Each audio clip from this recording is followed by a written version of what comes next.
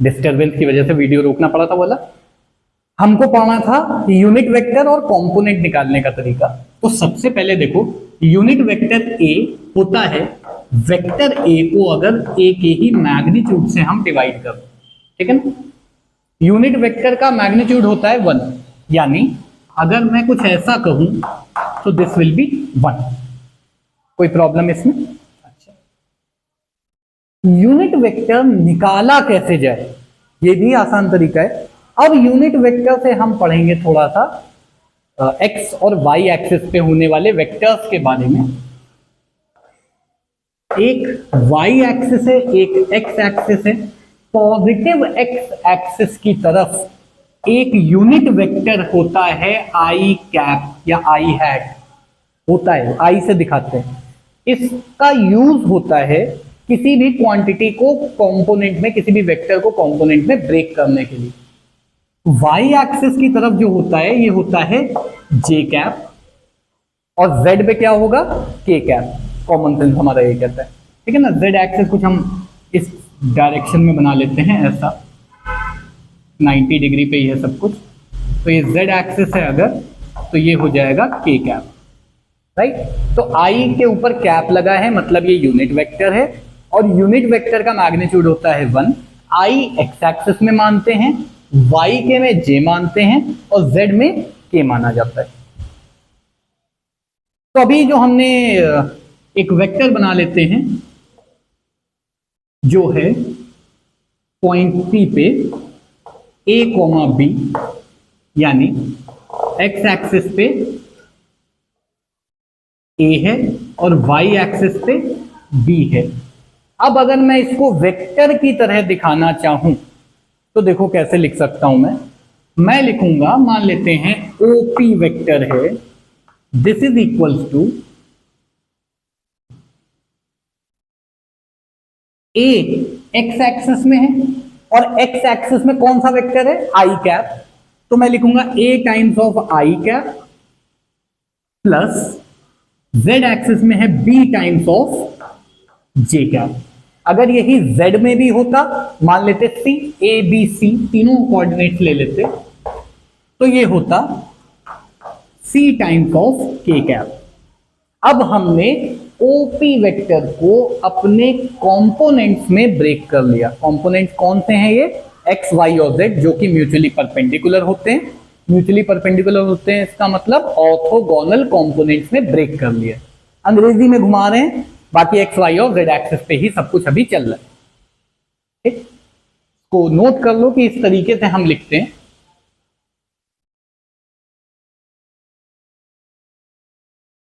बहुत आसान सा, इसमें कठिन चीजें नहीं है ज्यादा। विजुअलाइज करने की बात है, आप विजुअल रिप्रेजेंटेशन कर पा रहे हो कि नहीं।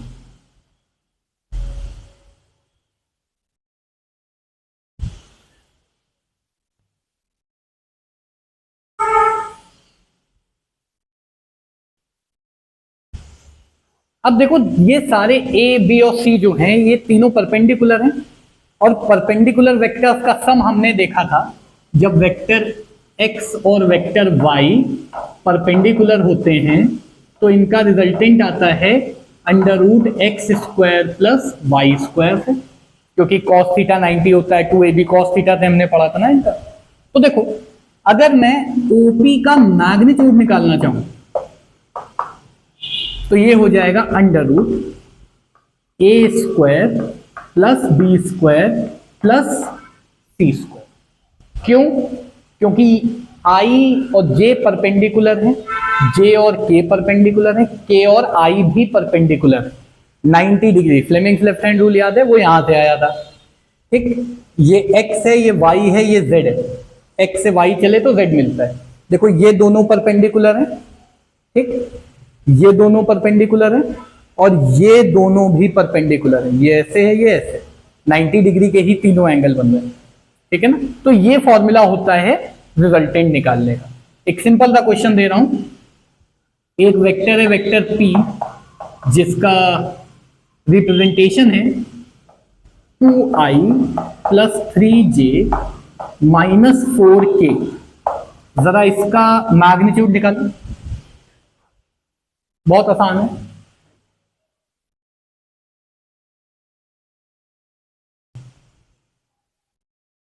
देखो ऐसे क्वेश्चन में बड़ा ही आसान तरीका होता है, आप कंपेयर करोगे, ए है 2, बी है 3, सी है -4, तो मैग्नीट्यूड ऑफ पी हो जाएगा √2² प्लस 3² प्लस -4 का स्क्वायर, ये हो जाएगा 4 + 9 + 16 25 नहीं 29 है ना।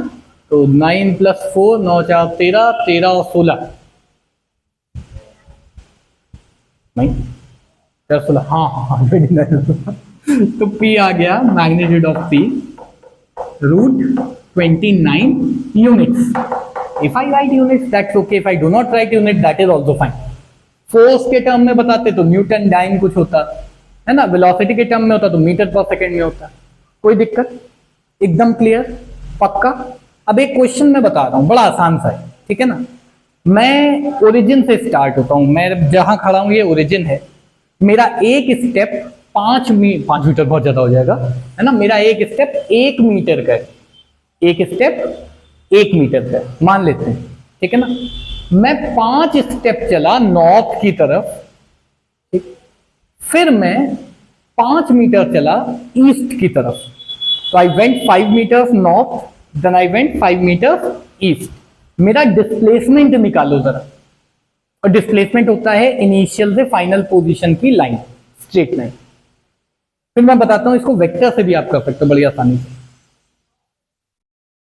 I started moving 5 meters north, then 5 meters east. Find my displacement. Question था कि ओरिजिन से मैं चलना चालू होता हूं और मैं चला 5 मीटर नॉर्थ और फिर मैं चला 5 मीटर ईस्ट। तो ये दो वेक्टर हैं जो परपेंडिकुलर हैं, ठीक। तो 5j और 5i ऐड करेंगे, √5² + 5² है ना। ये वाला वेक्टर आपको निकालना है, ऐसा कुछ, ये हो जाएगा 5√2। पाइथागोरस बोलो, वेक्टर सम बोलो, सारी की चीजें भी, कोई दिक्कत। नेक्स्ट स्टेप, अब मैं बन गया स्पाइडरमैन, मैं चला 5 मीटर ऐसे, याद है, और अच्छा तरीका, और अच्छा और आसान क्वेश्चन, ये शायद नीट का क्वेश्चन है पुराना, मेरे को एग्जैक्ट वैल्यूज नहीं याद है। तो पहले मैं चला 3 मीटर इधर को, ठीक है ना, ऐसे नॉर्थ की तरफ, फिर मैं चला 4 मीटर ईस्ट की तरफ। तो मैं चला, पहले लिख देता हूं मैं, 4 मीटर नॉर्थ, फिर मैं चला 3 मीटर ईस्ट, ठीक। फिर आ गई दीवार, और स्पाइडरमैन हूं तो क्या करूंगा, और मान के चलते हैं दीवार किसी इंजीनियर ने बनाई थी, मैंने नहीं, इंजीनियर ने, है ना, मिस्त्री टाइप के इंजीनियर ने, और सीधी दीवार है। अब मैं चला 5 मीटर अपवर्ड, डिस्प्लेसमेंट बताओ कितना होगा।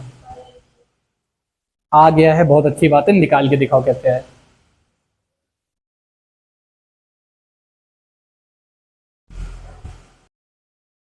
देखो ऐसा क्वेश्चन कैसे सॉल्व होता है, बिल्कुल वर्ड टू वर्ड बताता हूं। पहले सिर्फ मैग्नीट्यूड की बात करते हैं। तो मैं पहले गया 4 मीटर नॉर्थ, फिर 3 मीटर ईस्ट, ठीक। 3D में अब नहीं बनाने वाले हैं पूरी सारी चीजें, पर ऐसे कुछ बनेगा, मैं इधर बना देता हूं 4 मीटर नॉर्थ, और फिर ये 90 डिग्री में ऐसा कुछ बनाते हैं, ये 90 डिग्री है। 3D में बना रहे हैं, ज्यादा नहीं बना पाएंगे, है ना। तो ये हो गया 3 मीटर। तो ये कुछ हमारा वेक्टर ऐसा आया विच इज 5 मीटर, और फिर हम इसके ऊपर गए परपेंडिकुलर, यानी ऐसा। अब इसको भूल जाओ, 5 मीटर ये और 5 मीटर ऊपर, यही तो था ना। और फिर वही 5 का भी हमने थोड़ी देर पहले निकाला था, ऐसा कुछ 5√2 मीटर, ठीक। पहले ऐसे गए, है ना, पहले ऐसे गए, टी शर्ट गंदी हो गई, है ना, ऐसे गए, फिर ऐसे गए, फिर ऊपर गए, ये वाला डिस्प्लेसमेंट होगा 5√2। डायरेक्शन कैसे निकालेंगे इसका, इसके लिए बड़ा आसान तरीका है। हमने मान लिया कि कोई भी एक एक्सेस ले लेते हैं जो एक्स है, कोई भी एक ले लेते हैं जो वाई है, और ऊपर वाली को हम जेड मान लेते हैं, ठीक है ना। तो हम मान लेते हैं ऐसा कुछ ले लो, है ना, नॉर्थ साउथ ईस्ट वेस्ट, अगर मैं ईस्ट को पॉजिटिव एक्स एक्सिस मान लूं और नॉर्थ को पॉजिटिव वाई एक्सिस मान लूं, तो एक्स से वाई जाने पे अपवर्ड 90 डिग्री का हमको क्या मिलेगा, जेड एक्सिस। ठीक, एक्स पे जो हम चले वो कितना था, 3, तो जो वेक्टर बना वो बना 3i, 3i ना। वाई पे जो हम चले वो बना 4j, और जेड पे जो हम चले वो बना 5k। मैं थोड़ा गंदा हो गया यहाँ पे, तो 3i plus 4j plus 5k, अब कैप लगा करके चलेंगे, गर्मी बहुत पड़ रही है।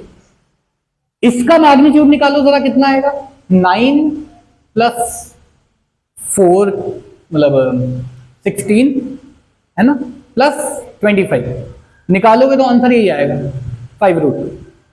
ठीक, 9 प्लस 16 25, 25 प्लस 25 50, 50 मतलब 5 रूट 2। तो चाहे हम 3D से बना के निकालें, चाहे वेक्टर के तरीके से निकालें, देखो ये आसान लग रहा है, एक बार इसका होल्ड हो गया सब आसान हो जाएगा। वेक्टर आई, जे और के समझ में आया एकदम अच्छे से, पक्का। इसके और क्वेश्चंस करेंगे, अभी फिलहाल अगले टॉपिक की ओर चलते हैं। तो कंपोनेंट की पहले हम बात करते हैं। कंपोनेंट में कोई दिक्कत, अगर हमको आई, जे और के नहीं दिया है, अगर हमको एक फोर्स दिया हुआ है इस तरफ को, मान लेते हैं कोई वेक्टर है, ये है एफ, ठीक, ये वाला जो एक्स कंपोनेंट है या जो एक्स डायरेक्शन है, इससे इसका एंगल दिया हुआ है थीटा, तो हम इसको ब्रेक भी कर सकते हैं, एक along this line which will be f cos theta, ये हम निकाल चुके हैं उसमें जब वेक्टर का रिजल्टेंट का डेरिवेशन कर रहे थे, तो ठीक है ना। इसको x मान लो थोड़ी देर के लिए, तो f x अपॉन f हो जाएगा cos थीटा, है ना। और ये वाला जो कंपोनेंट है सॉलिड लाइन से लिखा देते हैं ऐसा कुछ, ये वाला जो कंपोनेंट है इसको मान लेते हैं y, तो y अपॉन f ये हो जाएगा sin थीटा, तो इससे y निकालोगे तो आ जाएगा f sin थीटा, ठीक है ना, कोई दिक्कत। ये मैग्नीट्यूड सा है। और अगर डायरेक्शन की भी हमको बात करनी होती तो हम आई कैप जे कैप जो मनाए लगाते, फिर वो क्या फर्क पड़ा, एकदम क्लियर, पक्का, कोई प्रॉब्लम। तो अगर अब मैं तुमको एक वेक्टर बना के दूं इस तरीके का, 30 न्यूटन, 30 न्यूटन, और ये एंगल मैं दे देता हूं 53 डिग्रीज का, तो जरा इसको ऑर्थोगोनल कंपोनेंट्स में रिप्रेजेंट करो, ट्राई करो, बड़ा आसान सा है, नहीं तो मैं बताऊंगा।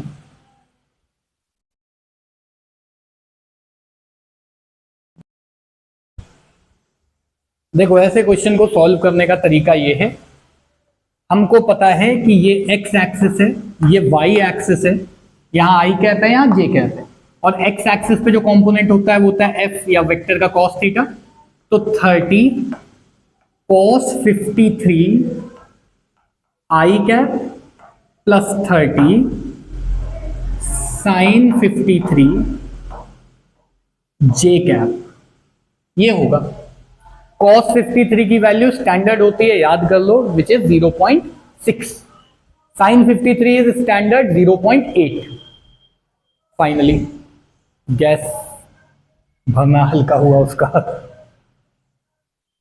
मल्टीप्लाई कर लो whatever it is, 0.6, 0.6 into 3 हो गया 18, तो ये हो गया 18 I cap plus 18 I cap plus 24 J cap, ये हो गया 30 न्यूटन इंक्लाइंड एट 53 डिग्रीज। अच्छा, अगर क्वेश्चन होता कि वाई एक्सिस के साथ 37 डिग्री बना रहा है तो कंपोनेंट क्या होते? अगर वाई एक्सिस के साथ 37 डिग्री बनाता तो कंपोनेंट क्या होता? सेम होते, क्योंकि अगर यहां से 53 है तो वहां से 37 है। समझ में आ गया, पक्का। एक लास्ट क्वेश्चन ये कंपोनेंट वाला, फिर ये वाला पार्ट एंड करेंगे हम लोग।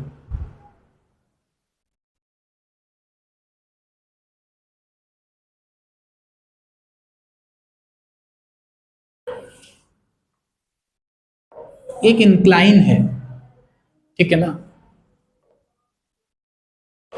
एकदम फिक्स्ड रिजिड है सब कुछ। यहां पे हमने एक मास रख दिया है और उसको इससे बांध दिया है। ना भी बांधो तो भी कोई दिक्कत नहीं। आप जरा नीचे को इसका वेट लग रहा है, मान लेते हैं यह है 20 न्यूटन का, तो इसके जरा कंपोनेंट निकालो। एक कंपोनेंट इंक्लाइन के पैरेलल आना चाहिए, एक कंपोनेंट इंक्लाइन के परपेंडिकुलर आना चाहिए। ट्राई करो, थोड़ा सा कठिन लग सकता है क्योंकि पहली बार देख रहे हो, मैं हेल्प करूंगा। ट्राई करो, आसान।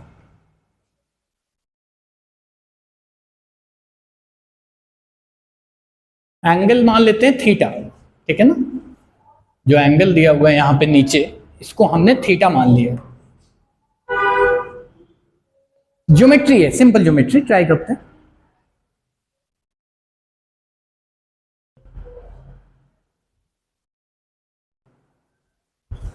देखो सबसे बड़ी प्रॉब्लम क्या होगी इस क्वेश्चन में, आप जब पहली बार ये क्वेश्चन देखोगे तो आपको ऐसा लगेगा, आपको ये लगेगा कि यहां पे वाई एक्सिस पे तो पूरा वेक्टर है। यही था ना अभी प्रॉब्लम। देखो मैंने क्या बोला, इसको ब्रेक करो, एक कंपोनेंट पैरेलल हो जाए इंक्लाइन के और एक कंपोनेंट परपेंडिकुलर हो जाए इंक्लाइन के। ठीक, ये इंक्लाइन है, इंक्लाइन के पैरेलल एक कंपोनेंट, इंक्लाइन के परपेंडिकुलर एक कंपोनेंट। अब हमको बताना है, इसको मान लेते हैं x और इसको मान लेते हैं y। अब ये एक्सिस की बात नहीं है, x और y, please please note that, यहां x और y एक्सिस की बात नहीं हो रही। इसका बड़ा ही आसान तरीका है, अगर ये एंगल है थीटा तो ये कितना हो जाएगा, ये थीटा, ये 90, तो ये 90 माइनस थीटा, कोई दिक्कत। और तुम देखो इसके पैरेलल ये लाइन आ रही है, x जो है वो इंक्लाइन, इंक्लाइन को नाम दे देते हैं ए बी। तो अभी मैं इसको दो तरीके से बताने वाला हूं, कोई जरूरत नहीं नोट करने की, सीखो सीखो, ठीक है ना। अभी ये फिर आएगा आगे 2 चैप्टर के बाद, सेम चीज आएगी। तो देखो इस तरफ को x है, x is parallel to line A B and y is perpendicular to line A B. अब एक तरीका तो यह कि मैं बोर्ड जो ऑलरेडी टेढ़ा लगा है हमारा, इसको उखाड़ करके ऐसे घुमा दूं इस तरीके से कि x ऐसा आ जाए, y ऐसा आ जाए और ये 20 न्यूटन ऐसा आ जाए, ये भी ठीक है। पर क्या हर समय हम ये करेंगे, हमें जरूरत भी नहीं। ये एंगल हो गया 90 माइनस थीटा, मैं इसको शेड कर देता हूं, मैं पूरा लिख नहीं पाऊंगा वहां पे। अगर ये 90 माइनस थीटा है, ये 90 माइनस थीटा है, तो ये एंगल कितना हो जाएगा,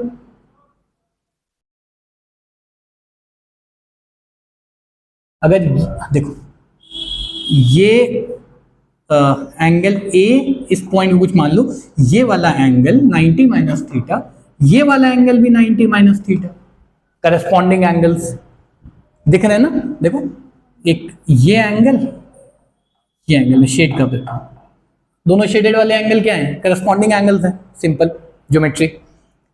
अगर ये 90 माइनस थीटा है और ये पूरा 90 है तो क्या ये थीटा हो जाएगा, कोई दिक्कत। अभी थोड़ी देर पहले हमने देखा था कि अगर ये f है तो थीटा के साथ वाली जो साइड होती है वो होती है f cos थीटा। तो क्या y की जगह मैं लिख सकता हूं 20 cos थीटा, लिख सकते हैं, थीटा y इसके साथ वाली साइड है, और ये क्या हो जाएगा साइन थीटा होना चाहिए। लेकिन अगर मैं साइन थीटा ऐसे ना निकालूं, मैं एक्चुअल तरीके से निकालूं, तो ये कितना है 90 माइनस थीटा। अगर ये 90 माइनस थीटा है तो साथ वाली साइड क्या हो जाएगी 20 कॉस, ये वाली साइड इसके साथ है ना 90 माइनस थीटा, और कॉस 90 माइनस थीटा क्या होता है साइन थीटा। तो देखो बाय डिफॉल्ट x बन गया, f की जगह 20 है ना साइन थीटा, और परपेंडिकुलर वाली साइड क्या बन गई कॉस थीटा, ये बन गया साइन थीटा, ये बन गया कॉस थीटा। तरीका वही लगा रहे हैं, कुछ नया नहीं कर रहे। अब इसका एक आसान तरीका, क्या तुम्हें ये याद रहेगा? एंगल से एडजेसेंट वाली साइड जो कंपोनेंट बनता है वो क्या होता है? कॉस। ठीक है ना?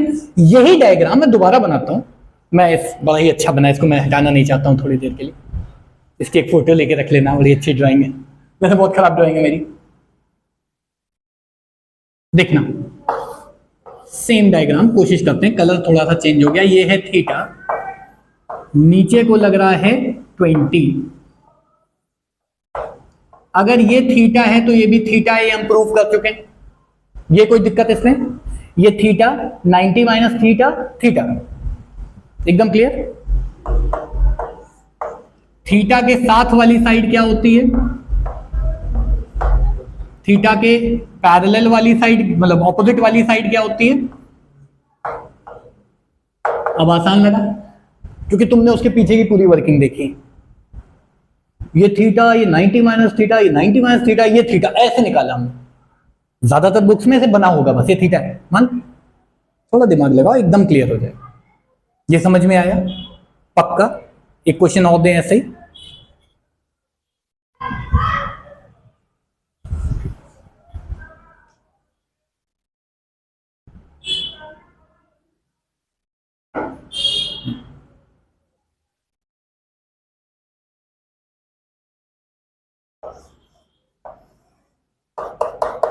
फ्रिक्शन लेस है, कुछ सरफेस होगा, हमसे क्या मतलब? हमने इधर को फोर्स लगाया 37 डिग्रीज पे, ठीक? जैसे वो ट्रॉली बैग होता है ना, हम ट्रॉली बैग को ऐसे खींचने की कोशिश कर रहे हैं, हमने फोर्स लगाया 200 न्यूटन का। कितना? 200 न्यूटन का।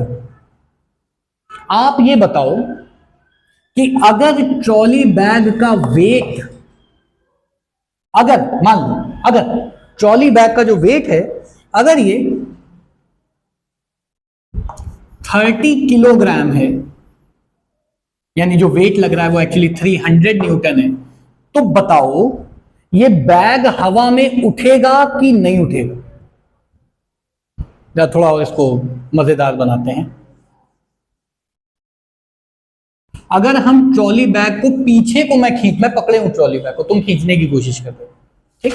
मैं इधर को उल्टा खींचना चाह रहा हूं, तुम ऐसे खींच रहे हो, ऐसे एक एंगल पे, और मैं ऐसे हॉरिजॉन्टली खींच रहा हूं इसको, ऐसे, ठीक है ना? मैंने फोर्स लगाई 50 न्यूटन, तो बताओ ये ट्रॉली बैग इधर को जाएगा कि इधर को जाएगा? क्यों जाएगा? इस तरफ को ज्यादा फोर्स लगना चाहिए, पर ये फोर्स तो इधर को लग रहा है, तो इसका ये वाला कंपोनेंट यानी हॉरिजॉन्टल कंपोनेंट निकालो। 200 न्यूटन का हॉरिजॉन्टल कंपोनेंट, अगर इससे ज्यादा हो गया तो इधर जाएगा, कम हो गया तो इधर जाएगा। ट्राई करो। वैसे न्यूटन लॉज में आएगा, बट मैं एक वेक्टर का आइडिया तुम्हें देना चाह रहा हूं कि हम जो पढ़ रहे हैं उसका इस्तेमाल कहां होगा।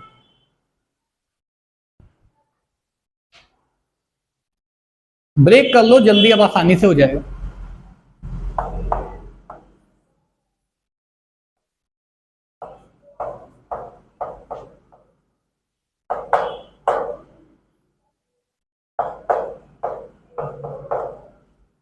वन 120 न्यूटन का इधर को कंपोनेंट आ रहा है, हमें परपेंडिकुलर वाले से अभी कोई मतलब नहीं है, ये वाले से कोई मतलब नहीं है, ठीक है ना? ये तो इस वाले में 120 इधर 50, तो ऑब्वियसली इधर को जाएगा।